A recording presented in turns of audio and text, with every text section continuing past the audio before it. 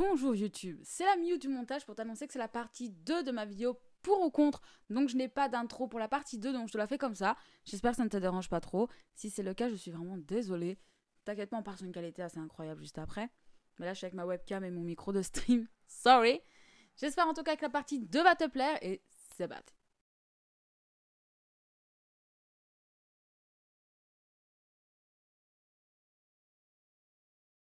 Alors, le végétarisme, véganisme, je suis pour. Je pars du principe que chacun fait ce qu'il veut. Moi, je suis une pure carnivore.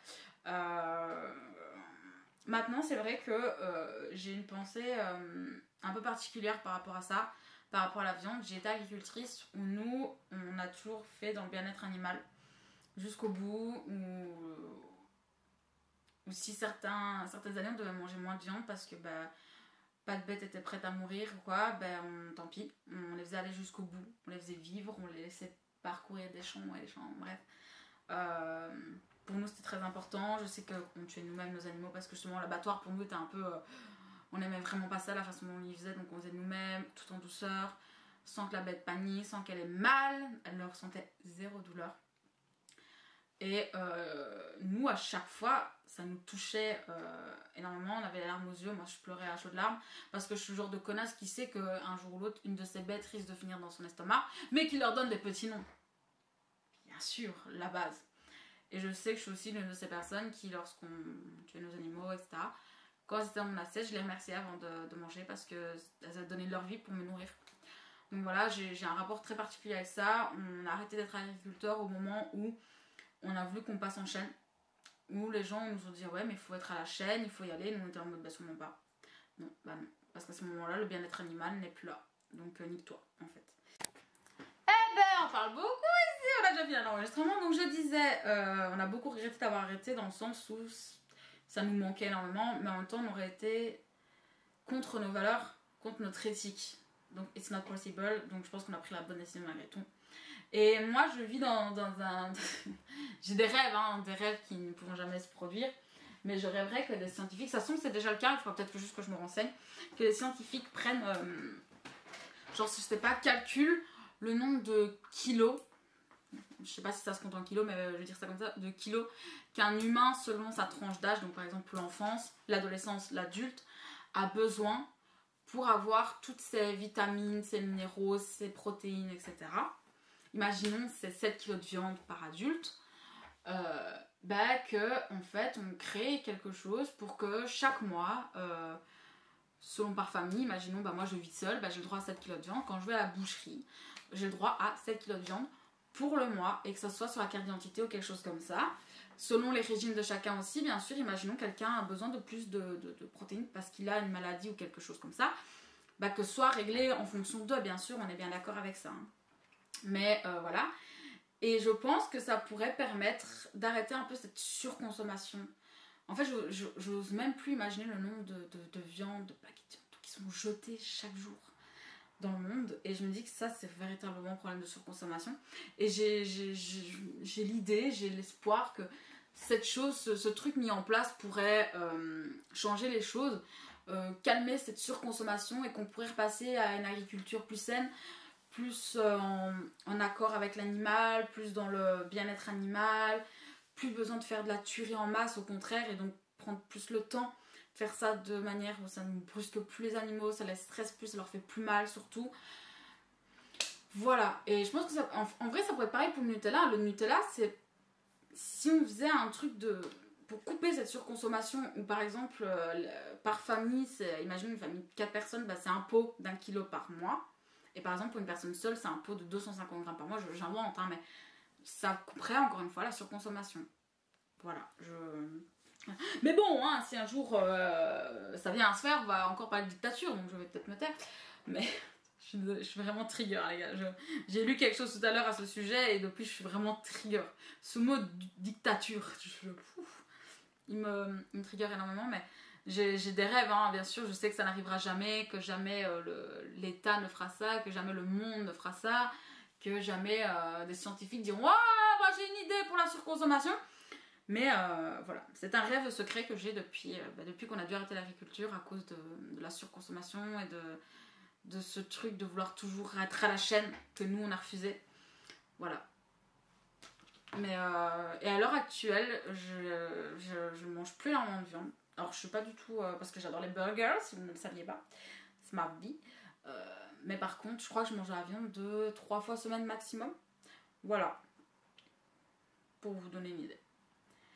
La législation du cannabis. Alors, parce que je me dis que si c'est légalisé, il y aurait un meilleur contrôle. Il y aurait quelque chose de...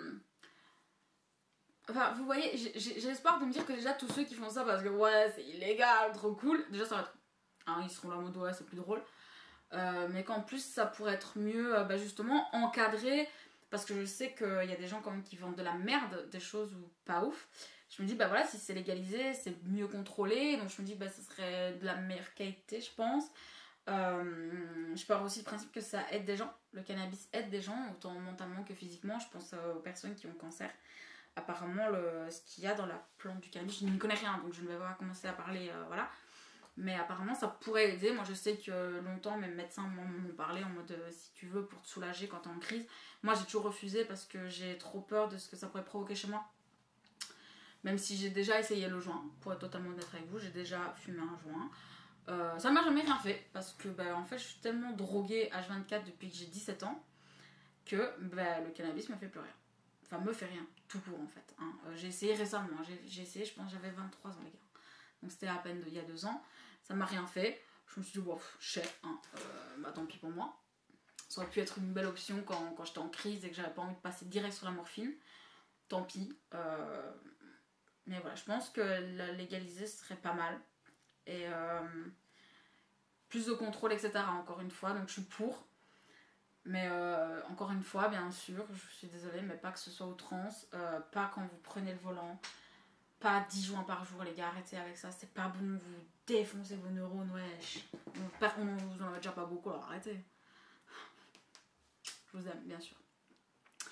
Les protections hygiéniques réutilisables, je suis pour, même si j'émets encore des réserves. Je vais bientôt vous parler des culottes menstruelles parce que j'en ai commandé et là ça va faire 3 mois, 4 mois que je les teste. Même. Je serai à réfléchir. 4 mois. Je crois 4 mois. 4 mois maintenant, j'utilise des culottes menstruelles. Ça m'arrive encore d'utiliser des tampons et des serviettes quand j'ai la flemme d'avoir une culotte parce que ça coule, parce que ci, parce que là, et que j'ai pas envie de sentir un peu de l'humidité. Genre, quand je vais au parc d'attractions, ça me fait chier, quoi, hein, clairement, d'avoir une culotte menstruelle. Je préfère avoir un tampon, voilà. Mais je suis totalement pour, même si, comme je vous dis, j'ai mis encore des réserves par rapport à ce côté si écologique que les gens vendent. Pas sûr. Pas sûr. On en reparle bientôt dans une vidéo spéciale pour les culottes menstruelles. Donc voilà, je vous mettrai mes pour, mes contre. On pourra même en discuter en commentaire. Peut-être que vous aurez des réponses à m'apporter à ce sujet. Ou j'ai encore des doutes, ou je... Alors voilà, on en parle bientôt. Je pense que je vais essayer de vous tourner ça la semaine prochaine pour vous la sortir bientôt. Pour vous la sortir vers septembre. Donc voilà. Et il y avait une dernière. Où est-elle? Si, c'est la dernière. Je sais pourquoi je l'avais pas prise. Parce que je sais pas si j'allais en parler. Pour ou contre l'ouverture d'esprit dans une relation. Pour. Alors, j'ai des copains qui sont couple libre. J'ai des copains qui veulent même pas parler de couple, sont juste dans tout ce qui est sex friends, etc. Je connais des gens qui sont en couple, mais qui ont un espèce de contrat où une fois par mois, ils peuvent aller chacun, l'un et l'autre, aller voir ailleurs. J'ai des couples qui sont dans la totale exclusivité, parce que moi, par exemple, je campe sur mes positions, je campe, il n'y a pas de problème. Beaucoup ont essayé de me faire changer d'avis, beaucoup m'ont dit non, mais tu sais, les couples libres, tout ça, fermez vos gueules, laissez-moi dans mon truc d'exclusivité. Alors, je suis totalement pour, je pars du principe que faut de tout pour rendre des gens heureux. Voilà, je pars du principe aussi que maintenant, il est temps aussi d'assumer que parfois certaines personnes, mentalement, ne sont pas capables de se restreindre à une personne. Et si ces personnes arrivent à trouver d'autres personnes qui sont comme elles et justement à créer quelque chose avec ces personnes là, c'est ok et c'est cool. Parce que ces personnes-là, automatiquement, ne font plus souffrir les personnes qui, par exemple, n'ont besoin que d'exclusivité. Vous voyez ce que je veux dire ou pas? Donc pour moi, je trouve ça hyper bien. Tout ce qui est libertinage, etc., moi, c'est un truc que j'ai un peu du mal à comprendre parce que je me verrais jamais regarder mon mec coucher avec moi. Je serais en mode, je vais te niquer ta mère. Déjà, baisse les yeux, wesh, meuf. Tu regardes quoi là, wesh? Vous connaissez mon caractère. Je serais un peu en mode, putain, je vais te niquer ta daronne. Et jamais... Et c'est pour ça que j'ai du mal à comprendre, parce que moi, en tant que personne, par rapport à mes valeurs, par rapport à mon éthique, par rapport à ce qu'on m'a éduqué, je pourrais jamais tromper. Jamais je pourrais faire ça. Les gars, moi souvent je suis fidèle avant même d'être en couple. Ouais, moi je suis très dans l'exclusivité, très dans la fidélité. Pour moi c'est vraiment l'une des valeurs les plus importantes. La fidélité, que ce soit en amitié ou en amour. Très important pour moi. Encore plus en amour, of course. Et moi, genre, par exemple, je sais que je pourrais jamais aller voir ailleurs, les gars. Je crois que je me bastonnerais toute ma vie d'avoir pu faire ça à quelqu'un. Tu détruis quelqu'un, je suis désolée, tu l'humilies, hein. Faut dire les choses comme elles sont. Tu lui brises sa confiance en elle, tu brises la confiance entre les deux, tu brises l'amour, tu brises un cœur. Il n'y a plus rien qui va, tu brises tout. Non, désolée, jamais de ma vie je fais ça. Si un jour je comprends, je constate que je ne ressens plus rien pour la personne en face, ou que je commence à constater que j'ai plus trop envie de cette personne, mais que par contre d'autres commencent à m'attirer sexuellement, je quitte la personne. Voilà. Mais jamais ça me viendrait à l'esprit de faire ça. Et souvent, quand je commence à plus avoir d'envie sexuelle pour une personne, c'est que sentimentalement, de toute façon, ça commence à être mort aussi. Avec moi, les deux vont l'un envers l'autre en fait. Hein. Souvent, moi, le sexe suit l'amour et vice versa. Donc, voilà. Parce que je sais qu'il y a des gens qui me disent oui, moi je peux être très très très amoureux, très très amoureuse et pourtant avoir envie. Nanana. Ok. Et c'est pas mon cas. Ne venez pas me dire ce que je suis censée ressentir. Parce que ça, c'est un truc par contre qui m'agace. C'est quand les gens ont une vision différente de toi ou agissent différemment que toi, ou parce que, alors ça c'est très drôle, parce que quand toi tu es dans la majorité et que eux ne le sont pas, ils vont vouloir te rallier absolument à leur cause, au point que c'est limite toi qui deviendras bizarre. On m'a dit ouais mais t'es bizarre, enfin l'exclusivité c'est très ancien quoi. Les gars, j'ai une pote, elle m'a dit ça, je la regardais vraiment en mode hein quoi, enfin quoi hein, bah laisse-moi dans mon exclusivité, enfin bref, peu importe, mais voilà. Et je pars aussi du principe que l'ouverture d'esprit dans un couple c'est très important au niveau sexuel. Il faut vraiment pouvoir en discuter et ne pas avoir peur. Alors, je dis ça alors que je suis une personne qui est très. Oula, mes relations passées, etc. font qu'aujourd'hui j'ai du mal à en parler, ou j'ai du mal à. Parce que j'ai toujours peur d'être jugée. Yes, merci mes ex, on vous aime. Mais je parle du principe que c'est très important, qu'il ne faut pas juger non plus les fantasmes de l'autre. N'oubliez pas que parfois les fantasmes aussi c'est juste des fantasmes. Hein. Un fantasme n'est pas obligatoirement à réaliser, ne doit pas obligatoirement être réalisé. Un fantasme peut rester un fantasme. Il y a certains fantasmes qui sont réalisables et qui peuvent être réalisés, comme il y a des fantasmes qui sont réalisables pour la plupart, mais qui n'ont pas à être réalisés. Est-ce que vous voyez ce que je veux dire? Je pense que vous voyez ce que je veux dire. Et ouais, je parle du principe que c'est très important dans un couple, l'ouverture d'esprit, et par rapport à tout en fait, par rapport à la sexualité, par rapport à la relation. Voilà, pour moi c'est très important. Et encore une fois, dans un couple, respect, communication, ouverture d'esprit. J'allais dire fidélité, mais bien sûr, encore une fois, bah si, fidélité aussi, parce que je parle du principe que même quand t'es en couple libre, il y a quand même quelque chose. Enfin, moi, quand les personnes sont autour de moi, parce que c'est un sujet qui m'interpelle, hein, même si moi je sais que c'est pas du tout quelque chose qui me. Voilà, ça m'interpelle quand même. Je me dis, bah alors, comment vous faites? Est-ce qu'il y a des règles? Et souvent, il y a quand même une exclusivité au moins émotionnelle ou des choses comme ça. Il y a deux personnes qui sont vraiment. Voilà, puis il y a les personnes qui viennent. Qui sont à l'extérieur. Enfin, vous avez compris le bail ou pas? Je crois que vous avez compris ce que je veux dire. Mais même fidélité dans la sorte de.